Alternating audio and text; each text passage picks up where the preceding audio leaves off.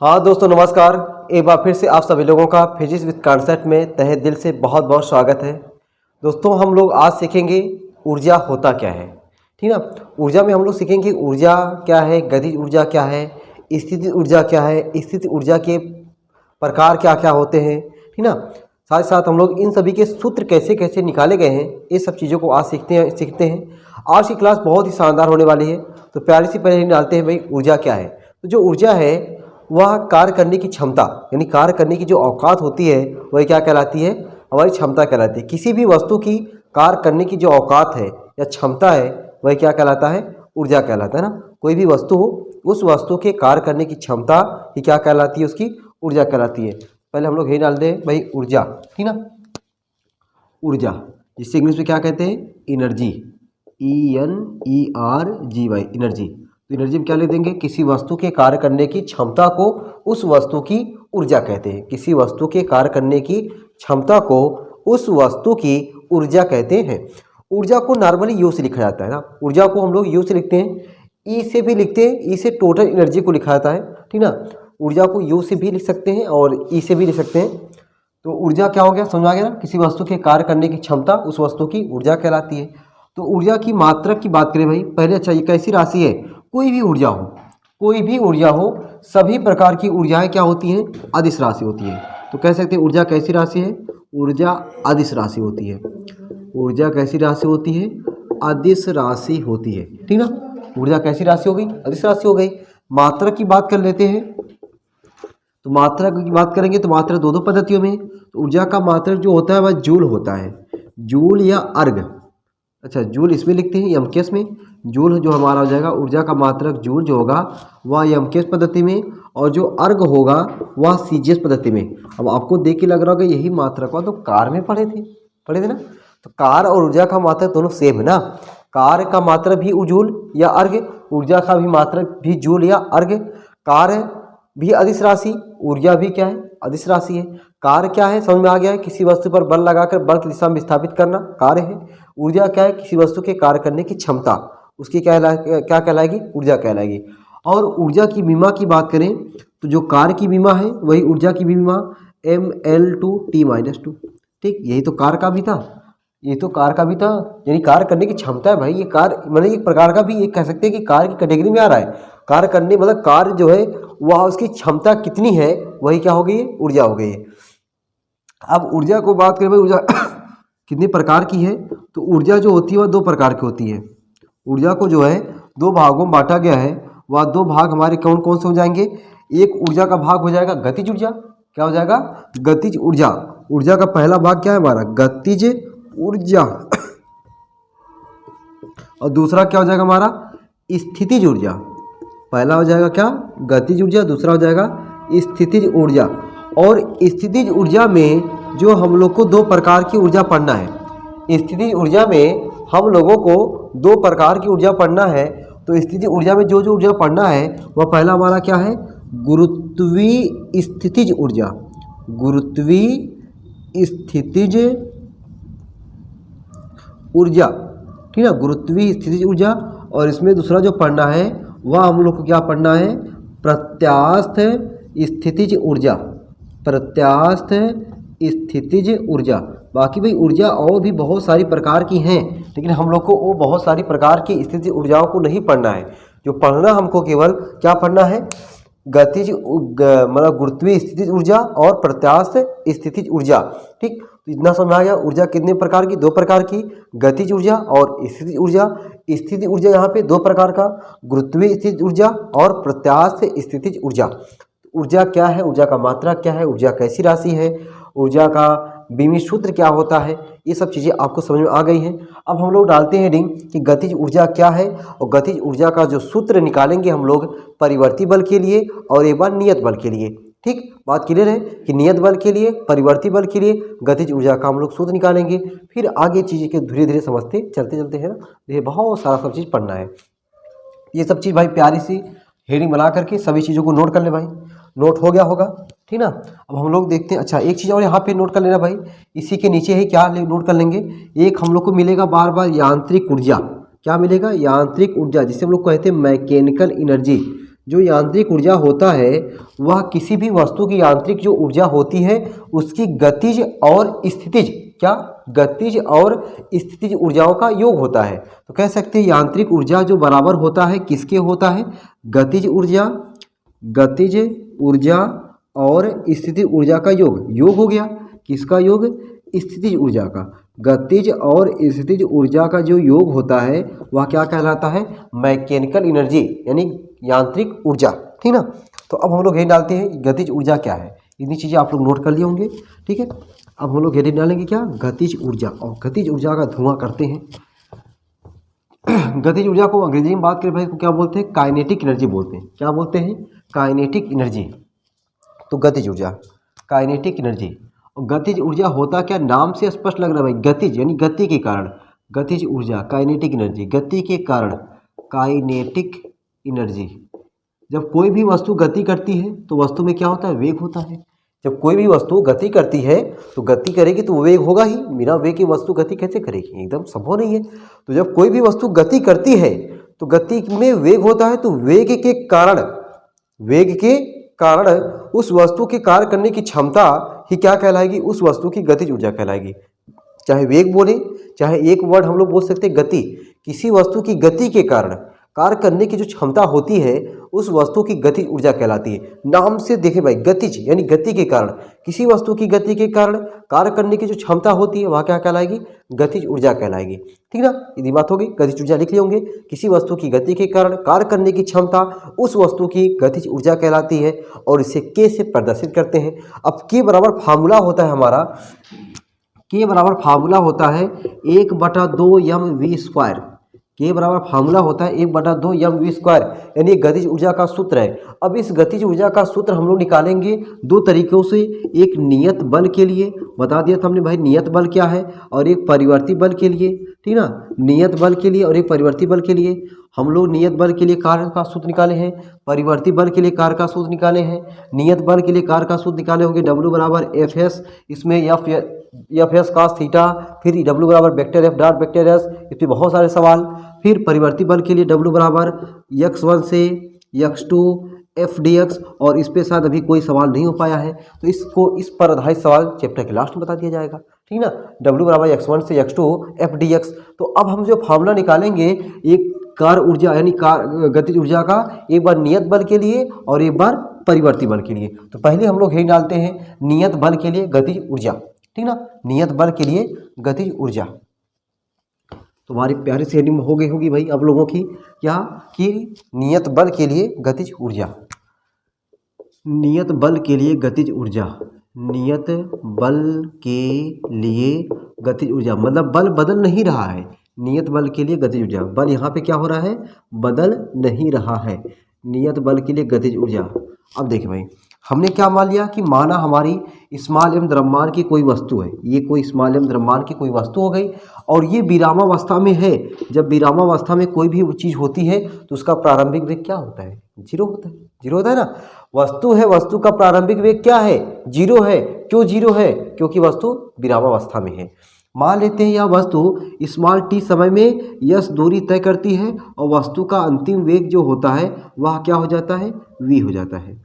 वस्तु का अंतिम वेग क्या हो जाता है, वी हो जाता है।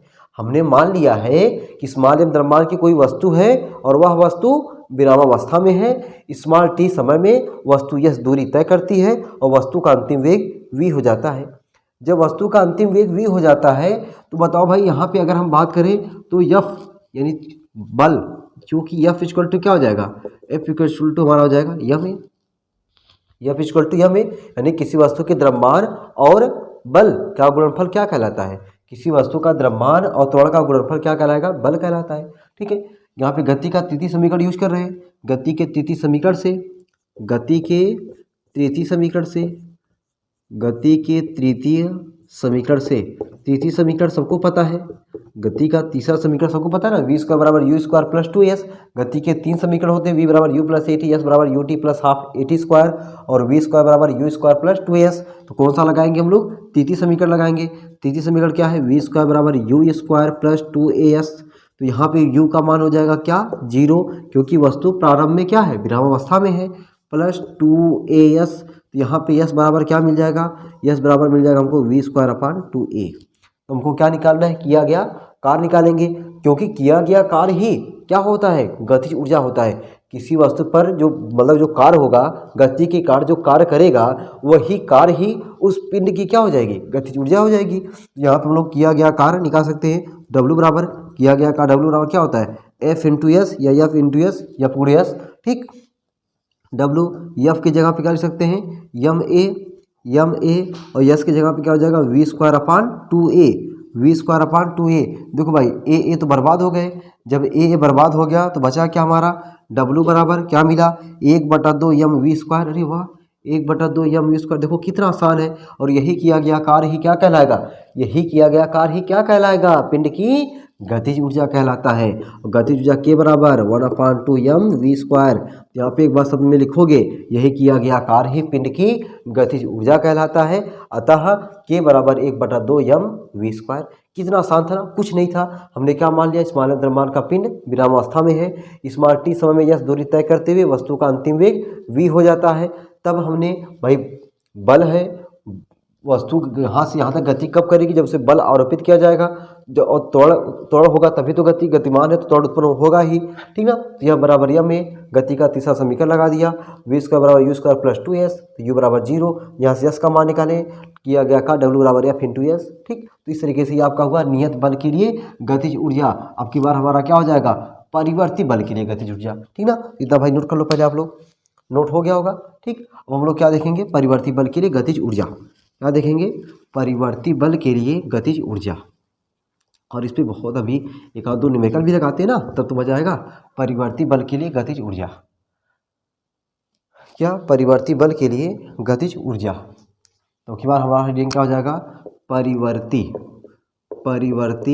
बल के लिए गतिज ऊर्जा, ठीक। फिर वही चीज़, माना एवं द्रव्यमान की कोई वस्तु जो कहाँ पर है, विरामावस्था में है, और यह दूरी तय करने पर वस्तु का अंतिम वेग क्या हो जाता है, v हो जाता है, ठीक ना। वस्तु का अंतिम वेग क्या हो जाएगा। अच्छा अब देखो, परिवर्ती बल के लिए जब चीज़ निकालते हैं ना, यहाँ पे नोट करना ये चीज़ आपको है कि परिवर्ती बल के लिए जब हम कुछ चीज़ निकालते हैं तो वहाँ पे क्या करते हैं हम लोग, तो अवकलन फॉर्म में निकालते हैं, अवकलन रूप में कोशिश करते लिखने को, कोशिश क्या बल्कि लिखा ही जाता है ना अवकलन रूप में। तो किया गया कार्य यहाँ पे अवकलन रूप में डी डब्ल्यू, यानी छोटा कार्य कब होगा, जब छोटा सा विस्थापन होगा। तो किया गया कार्य डब्ल्यू बराबर क्या हो जाएगा, एफ डी एस। तो यहाँ पे विस्थापन क्या है, एस है, तो डी एस हो गया, एफ इंटू डी एस, ठीक। तो ये क्या हुआ हमारा, छोटा सा किया गया कार्य डी डब्ल्यू बराबर एफ इंटू डी एस। अब एफ की जगह पे क्या लिख सकते हैं, यम ए, डी डब्ल्यू बराबर क्या हो जाएगा, यम ए इंटू डी एस, ठीक है। यह बराबर क्या हुआ, यह बराबर यम ए, ओह यम ए हो गया मेरे दोस्त, यह बराबर यम ए। अब ए को अवकलन फॉर्म में कैसे लिखा जाता है, d v upon d t, d v यानी वी मतलब वेग परिवर्तन की दर, वेग परिवर्तन की दर त्वरण कहलाती है। वेग परिवर्तन की दर त्वरण ए की जगह पे D v upon d T, तो डी डब्ल्यू बराबर क्या हो जाएगा, यम ए की जगह पे D v upon d T into D S. अब देखो जरा एक लाइन हम और क्या कर रहे हैं, डी डब्ल्यू बराबर m d s upon d t, इसको साथ लिख दिए हैं, इंटू डी वी और d s upon d t आपको पता होगा क्या होता है, डी एस है सर, यस मतलब विस्थापन, टी मतलब समय, विस्थापन और समय का अनुपात वेग कहलाता है। क्या कहलाता है, वेग कहलाता है। डी डब्ल्यू बराबर एम वी डी वी, ठीक। ये छोटा सा कार्य मिला है, ये क्या मिला है, छोटा सा कार्य मिला है। बड़ा कार्य, पूरा कार्य चाहिए, वेग यहाँ पे वेग है और यहाँ पे कार्य है, तो वेग जो है प्रारंभ में वेग क्या है, प्रारंभ वेग 0 है, अंतिम में वेग क्या हो जा रहा है, v हो जा रहा है। यानी जब वेग u से यानी 0 से v तक हो रहा है, जब वेग 0 से, मेरी बातों को ध्यान से सुनना, जब वेग 0 से v तक हो रहा है तो कार्य क्या हो जाएगा, 0 से w हो जाएगा। जब वेग कुछ नहीं तो कार्य कुछ नहीं, जब वेग v हो गया तो कार्य w हो गया, कार्य क्या हो गया, w हो गया। यानी वेग को 0 से v तक करने में किया गया कार्य, वेग को 0 से v तक करने में किया गया कार्य क्या हो जाएगा, 0 से w। जब वेग 0 कार्य 0, वेग v w कार्य w हो गया, ठीक ना। तो ये क्या कार्य क्या हो जाएगा, 0 से w, डी डब्ल्यू बराबर यम को हम बाहर कर दे रहे हैं, चलो भाई चलो, अच्छा अभी एक लाइन कर ही दे रहे हैं, 0 से v m v d v, ठीक ना। अब यहाँ पे क्या करेंगे, जो कांस्टेंट पद होता है उसको क्या कर लेते हैं, बाहर कर लेते हैं। अवकलन हो या समाकलन, हमेशा कांस्टेंट पद को बाहर कर लिया जाता है। ये हमने समाकलन अवकलन के लिए आपको भाई क्लास बताई हुई है ना, तो वहाँ पे आप लोग एक बार जाकर देखिए, ठीक है। जब तक अवकलन समाकलन काम भर का यानी फिजिक्स के लेवल तक का जब तक नहीं आता रहेगा, तब तक आप लोग बार बार इस टाइप की चीज़ों में बार बार परेशान होते रहेंगे, ठीक ना। तो आप लोग को जो क्लास बनाया गया है फिजिक्स वाली मैथ, उसमें जाएं और देखें, बार बार 1-2 बार देखेंगे तो आपको खुद, ठीक है, क्लियर हो जाएगा। और जो बार बार दिक्कत हो रही है वो दिक्कत होगी भी नहीं, ठीक ना। तो यहाँ पे हम लोग क्या करेंगे, यम को बाहर कर लेंगे। तो ये जो हमारा डी डब्ल्यू है उसका हमने बताया था, जिसके आगे डी के आगे कुछ नहीं लिखा है तो समाकलन समझो डब्ल्यू है, तो क्या हो जाएगा, डब्ल्यू बाद में डब्ल्यू है ना, डब्ल्यू 0 से डब्ल्यू ये लिमिट कहलाएगा। 0 से डब्ल्यू क्या है, उसकी लिमिट है, बराबर यम तो कांस्टेंट पद बाहर हो गया, और जो वी है, ठीक है, वी का जो हमारा समाकलन जो हो जाएगा, तो एक लाइन पहले लिख देते हैं, 0 से वी डी वी, ठीक। तो ये हो जाएगा W minus 0 upper limit minus lower limit बराबर एम, इसका समाकलन जो हो जाएगा वी की घाते 1 + 1 बट्टे 1 + 1। ये समझ में आ रहा है कि भाई कैसे 1 + 1 हो गया, देखो जरा कैसे हो गया। हमने आपको एक फार्मूला बता के रखा हुआ है, ठीक ना। वो फार्मूला थोड़ा ऊपर लिखते हैं ताकि अभी इसको मिटा दे भाई, इसका कोई काम नहीं ना। हमने आपको समाकलन का फार्मूला बता के रखा हुआ है। वह समाकलन का फार्मूला क्या है, वह समाकलन का फार्मूला है कि यस की घाते n dx। ये क्या हो गया, ये नाग वाला चिन्ह क्या है, समाकलन का निशान है, समाकलन का सिंबल है। यस की घाते n dx, इसको पढ़ेंगे क्या, समाकलन s की पावर n dx। फार्मूला क्या होता है, यस की पावर n + 1 अपान n + 1। तो यहाँ पे n का काम कौन कर रहा है, 1 कर रहा है, तो 1 + 1 बट्टे 1 + 1 हो गया ना। तो ये हो जाएगा W = ये देखो यम, ठीक ना, ये हो जाएगा आपका v² अपान 2 और लिमिट या 0 से v तक। W बराबर m, ठीक है, 1/2 को हमने बाहर कर लिया, और लिमिट जो है v की लिमिट है, v की जगह पे v², फिर v की जगह पे 0 का स्क्वायर, यानी v की जगह पे पहले ऊपर वाला, फिर माइनस इसी v की जगह पे नीचे वाला, एक बार ऊपर वाला माइनस नीचे वाला। तो W बराबर क्या मिल गया हमको, 1/2 m v², 1/2 m², और यही किया गया कार्य ही क्या कहलाएगा, गतिज ऊर्जा कहलाता है।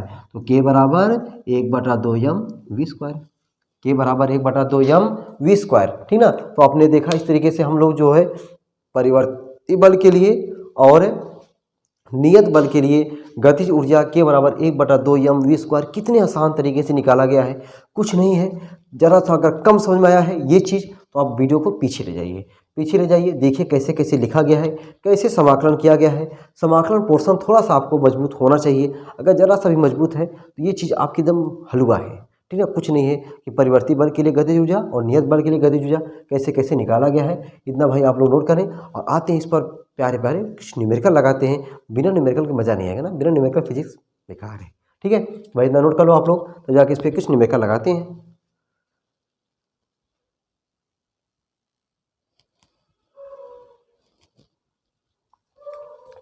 हाँ दोस्तों देखिए, हमने 2 क्वेश्चन आपके सामने लिखा हुआ है, और दोनों ही क्वेश्चन बहुत ही आसान है, बहुत ही आसान है।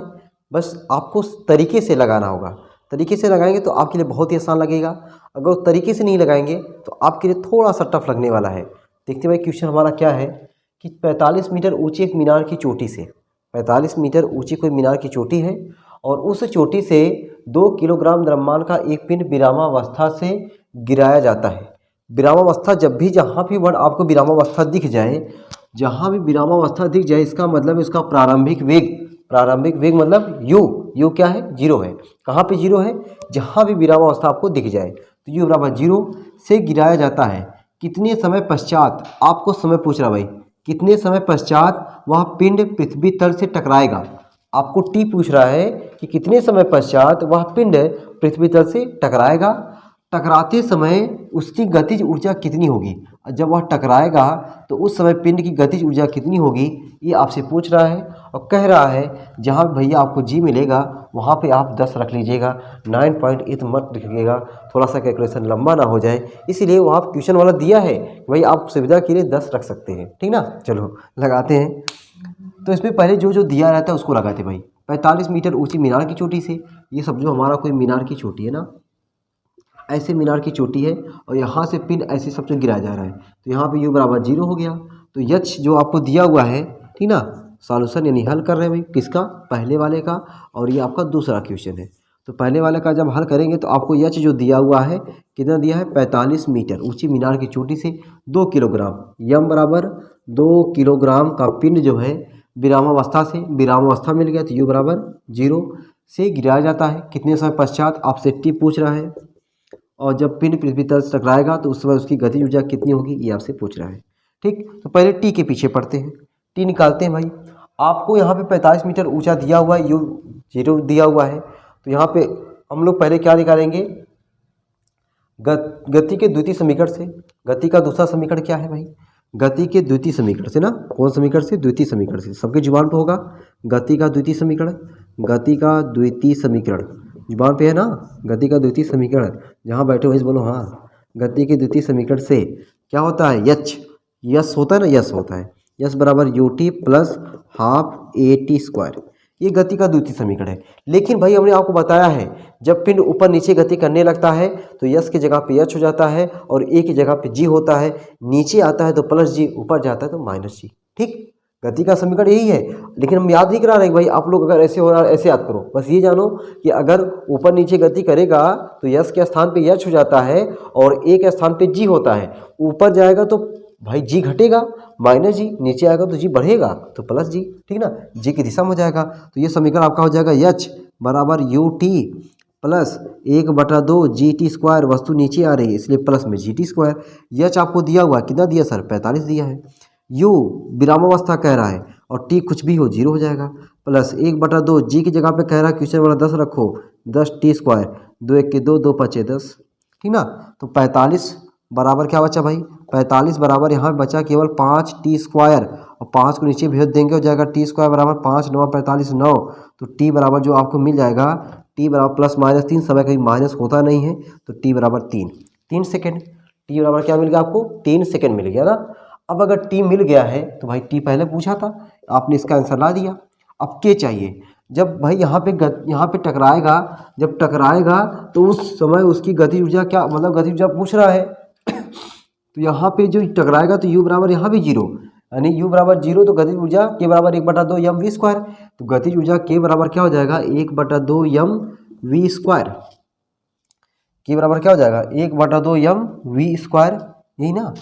लेकिन हमको यहाँ पे यम v तो दिया नहीं ना, जो v हमको दिया नहीं है तो यहाँ पे हम लोग क्या कर लेंगे भाई, यहाँ पे हमको क्वेश्चन में v नहीं दिया था, पिंड पृथ्वी तल से टकराएगा, टकराते समय उसकी गतिज ऊर्जा k बराबर 1/2 यम वी स्क्वायर, हमने यहाँ से t निकाला हुआ है। तो अब हम लोग v का मान निकालना पड़ेगा। v का मान कैसे निकालेंगे,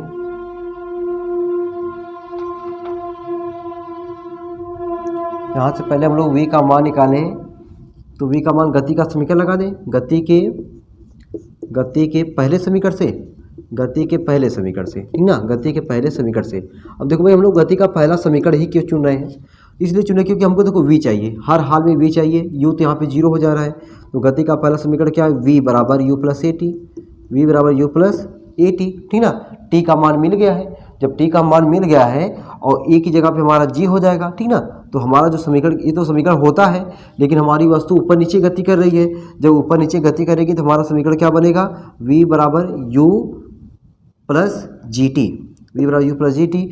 वी का मान पहले निकालेंगे, यहाँ पे वी का मान चाहिए ना, तो वी का मान निकालेंगे तो वी बराबर 0 प्लस जी की जगह पे 10 और टी की जगह पे 3, तो कितना मिल गया हमें, वी बराबर 10 यानी 30 क्या मीटर प्रति सेकेंड, मीटर प्रति सेकेंड। अब हमको के निकालना है तो के निकाल सकते हैं, ठीक ना। देखो भाई जरा ये सवाल देखो, इसमें क्या था कि हमको गति का पहले द्वितीय समीकरण निकालना है, फिर पहले समीकरण से, यानी हमें टी को निकालने के लिए द्वितीय समीकरण तो लगा दिए, ठीक है, लेकिन हमको v चाहिए था इसलिए हमें गति का पहला समीकरण लगाना पड़ा है ना। तो k बराबर क्या हो जाएगा, 1/2 यम we square, 1/2 Yama we square. अब हम लोग क्या करेंगे, यहाँ पे यम का तो मान हमको पता है, यम का मान हमें कितना पिंड का है, 2 किलोग्राम का पिंड का है, ठीक है। और v हमने अभी कितना निकाला है, 30 निकाला है, तो 30 का स्क्वायर कर देंगे, 30 का स्क्वायर, 2 2 तो शहीद हो गए, तो k बराबर 30 का स्क्वायर 900, 3 3 का 9, डबल 0 लग जाएगा, 900 के ऊर्जा है, गतिज ऊर्जा है, कोई भी ऊर्जा हो सबका मात्रक क्या होता है, जूल होता है, ठीक ना। सबका मात्रा क्या होता है, जूल होता है। तो आपने देखा इस तरीके से हमने K बराबर 900 जूल, यानी इस जो पिंड है जब पिंड पृथ्वी तल से टकराएगा तो उस समय पिंड की जो गतिज ऊर्जा होगी वह कितना हो जाएगी, 900 जूल हो जाएगी। ठीक ना। तो ये सवाल रहा आपके सामने, बहुत ही आसान है। ठीक है, बस थोड़ा सा लेता है तरीका पता होना चाहिए। अगर तरीका आपको आइडिया मिल रहा है तो आपके लिए बहुत आसान है, नहीं लग रहा है थोड़ा सा पीछे जाइए, पीछे होकर के देखिए हमने कैसे कैसे शुरुआत किया हुआ है, कहाँ से चीज़ों को लगा रहे हैं। तो आप जो वहाँ जब देखेंगे तो आपको जरूर समझ में आएगा। ठीक ना। अब आते हैं दूसरे क्वेश्चन पे। पहला क्वेश्चन भाई आप लोग नोट कर लो, नोट कर लिए होगे ना। दूसरे क्वेश्चन पे आते हैं भाई। दूसरा क्वेश्चन हमारा क्या है कि किसी 4 किलोग्राम के पिंड की गतिज ऊर्जा 200 जूल है तो उसके संवेग की गणना कीजिए। अब देखो भाई, हमें द्रव्यमान दिया है, गतिज ऊर्जा दिया है, और क्या पूछ रहा है, संवेग पूछ रहा है। निकाल दो भाई संवेग, संवेग निकालो यहाँ से। तो पहले गतिज ऊर्जा का सूत्र पता है ना, तो आपको क्या क्या दिया हुआ है ये साफ दिख रहा है। हमको यम दिया हुआ है, यम बराबर 4 किलोग्राम, और के दिया हुआ है 200 जूल। क्या दिया है, के दिया है 200 जूल। पूछ क्या है, संवेग पी बराबर हमको पूछ रहा है। ठीक है, तो यहाँ पे देखिए भाई, गतिज ऊर्जा का जो सूत्र होता है के बराबर जो सूत्र होता है 1/2 यम वी स्क्वायर, और संवेग का जो सूत्र होता है सिन से पी बराबर क्या होता है, यम वी। संवेग का सूत्र है द्रव्यमान और वेग का गुणनफल, किसी वस्तु और द्रव्यमान के वेग के गुणनफल को उस वस्तु का संवेग कहते हैं। ठीक ना, सब पढ़ा दिया गया है। पी बराबर क्या होता है, यम वी होता है ना।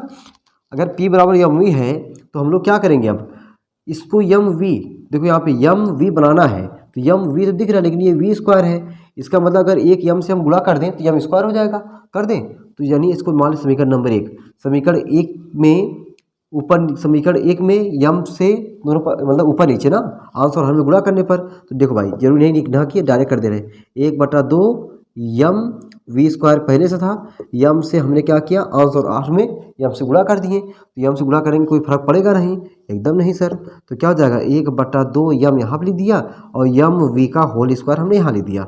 अब यम वी की जगह पे क्या लिख सकते हैं, पी लिख सकते हैं। तो के बराबर क्या हो जाएगा, 1/2 यम पी स्क्वायर। तो भाई हमें पी चाहिए, संवेग। अभी देखो फार्मूला निकाल रहे हैं, समझो ना क्या निकाल रहे हैं, फार्मूला निकाल रहे हैं। तो संवेग यानी 2m के बराबर पी स्क्वायर, पी इधर रहेगा, 2m की इधर चलाया, 2m के हो गया, 2m के बराबर पी स्क्वायर। तो पी बराबर करड़े में 2m के, पी बराबर 2m के। इसी को अगर कहें तो गतिज ऊर्जा और संवेग में संबंध भी होता है। गतिज ऊर्जा और संवेग में संबंध, गतिज ऊर्जा और संवेग में संबंध है। कौन, पी बराबर 2m के। तो P बराबर 2m, अंडर में 2 और यम की जगह पे क्या रख सकते हैं, 4 रख सकते हैं। यम की जगह पे 4 रख सकते हैं, और के की जगह पे क्या रख सकते हैं, के की जगह पे 200 रख सकते हैं। के की जगह पे 200 गुणा कर दो भाई, 2 चौके 8 दूनी 16। P बराबर करड़ी में 1600, 1600 नहीं, हाँ 1600, ठीक है, 1600 1600। इसका वर्गमूल निकलना भाई, कड़ी लगा हुआ है इसका मतलब वर्गमूल। तो 16 का वर्गमूल होता है 4 और 00 का 1 0, 00 का 1 0 यार, 00 का 1 0 और 16 का 4, तो 40। पी संवेग, संवेग का मात्रक क्या हो जाएगा, संवेग का मात्रक हो जाएगा किलोग्राम मीटर प्रति सेकेंड, किलोग्राम मीटर प्रति सेकेंड। ठीक ना, ये आपका आंसर रहा। ठीक, देखा आपने 2 क्वेश्चन कितनी ही आसान तरीके से लगाए गए हैं। बस हमने बताया ना, तरीका आप सीखिए यहाँ पे। ठीक है, बार बार चीज़ों को लगाइए, पढ़िए, आपको तरीका ऑटोमेटिक समझ में आएगा। तो भाई आज की क्लास यहीं तक रखते हैं। आपको हमने आज क्या बताया, गतिज ऊर्जा बताया, और नियत बल के लिए, परिवर्ती बल के लिए, और उस गतिज ऊर्जा पे हमने कुछ आधारित बहुत ही प्यारे प्यारे सवाल लगाए हुए हैं। कल हम लोग सीखते हैं कि कार्य ऊर्जा प्रमेय क्या होता है। तो कल हम लोग सीखेंगे कार्य ऊर्जा प्रमेय। आप लोग बस ऐसे ही वीडियो को देखते रहें और मनोरंजन करते रहें, खूब अच्छे से पढ़ाई लिखाई करते रहें। फिर मिलते हैं अगली क्लास में, तब तक के लिए सबको बाय बाय।